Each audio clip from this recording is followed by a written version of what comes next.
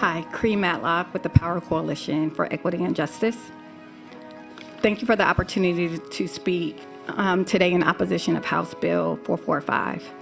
While I understand the desire to improve coordination across our criminal justice system, I want to express serious concerns about the unintended consequences this bill could have, not just for individual children, but for the communities across Louisiana. Under the current law, juvenile records are kept confidential for a reason, because young people should have the chance to move on from their mistakes and grow into productive members of society. Being taken into custody does not mean a child is guilty, and HB 445 opens the door to those records being widely shared, even in cases where no charges were filed or no conviction was occurred.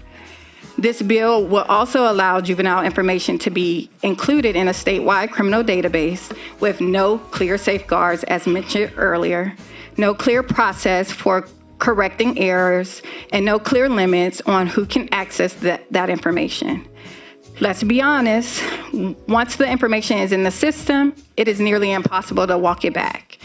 That has serious long-term consequences for education, employment, public safety outcomes. Additionally, Louisiana voters just weighed in on a similar issue. On March 29th, the people of the state rejected Constitutional Amendment 3, which would have expanded the treatment of juveniles just as adults. This was not a partisan issue. Voters across the political spectrum rejected this approach, and HB 445 attempts to push through via legislation what voters just rejected at the ballot.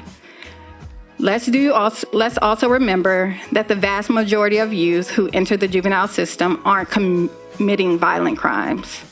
Many are there due to difficult circumstances, poverty, instability at home, or just poor decisions that just warrant a lifelong label.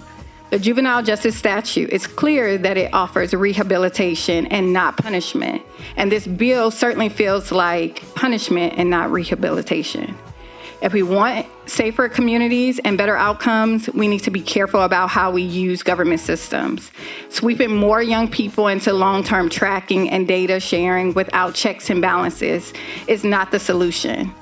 I respectfully ask the committee to vote no on HB 445, or at least add clear protections, such as the limits on how juvenile records can be shared, a process for correcting mistakes, and transparency for families.